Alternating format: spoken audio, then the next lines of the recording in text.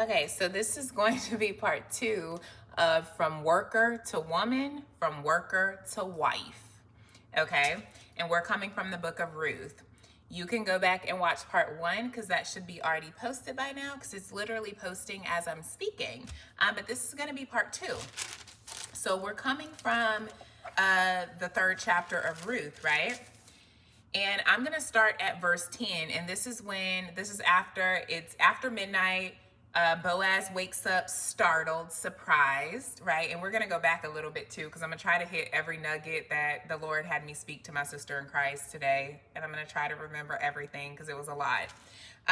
But verse 10 is after Ruth has been laying at his feet. He's like, "Who are you?" She's laying at Boaz's feet.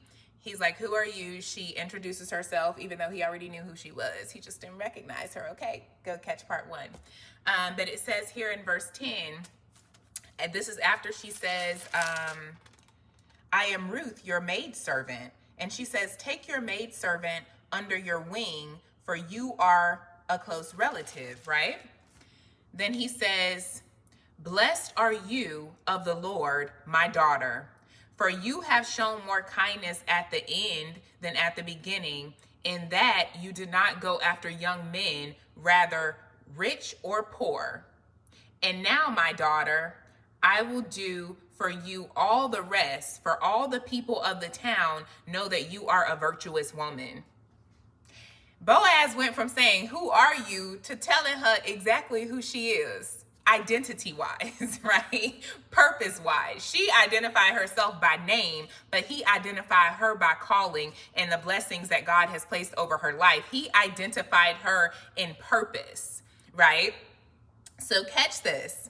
He identified her character, let's just say that, which is tied to her purpose. It's tied to God's hand being upon her life. But catch this. Boaz had to have been watching Ruth the whole time, not even just on the field. He was watching her off the field. How do you know that, Nina? This is what God showed me, and I never caught this before, so this comes from the throne room, okay?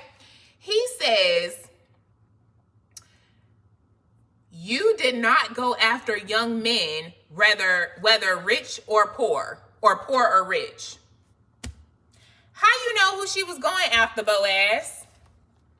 Mind you, Boaz owned the field that she worked for. So everybody up there working for him, those men weren't rich, okay? They were poor.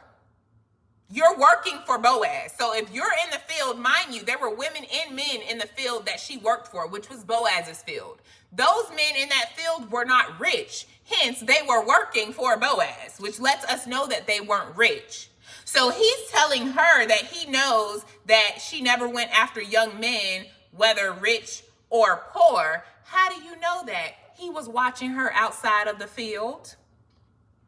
This lets us know that he was not just watching Ruth as she worked for him. He watched her when she wasn't working. He had to be watching her as she walked home, as she was out just in the neighborhood exploring God's beautiful earth. He watched her outside of just work. That's how he knew that she hadn't chased poor nor rich. Because nobody working with her was a rich man. If they were a rich man, they wouldn't be working for Boaz. So for him to know that she hadn't went after young men that were rich or poor or rich, he was watching her aside from her just working for him. Translation.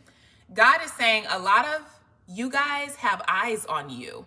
You don't feel like anybody's watching you. You don't feel like anybody pays attention to you. You don't feel like anything is happening. But there are people watching you. Many of you, your husbands and your wives, they've been watching you. They've just been a silent watcher. Boaz never brought that up to her before because it was never the appointed time to bring this up. But now that she's in a position at his feet, okay, in a humbled state, right? He's letting her know that he knows who she is and how she carries herself because he's been watching her. So if God is telling you to be mindful of the way you present yourself when you're out and about, who you talk to, who you're around, there are eyes on you as well. Take take this to God, take me to God. But the only way for Boaz to know that she hasn't tried to holler at nobody, okay? Let's be hood. Let me use our language, okay? He knew she wasn't trying to holler at these dudes out here. He had already watched her and he knew her character. He knew that God's hands were on her. Blessed are you of the Lord, my daughter. He knew her character. He knew her calling. He knew the favor. And he was watching. And this also lets us know that God had been speaking to him about her. But God tells us to test the spirit by the spirit. So if I hear God speaking to me about somebody in their character, what am I going to do next? I'm going to watch. Let me test the spirit by the spirit. Let me see if what God is telling me about this person is true. I'm going to know that by how they're acting and how they carry themselves. Watch how you carry yourself because people are watching.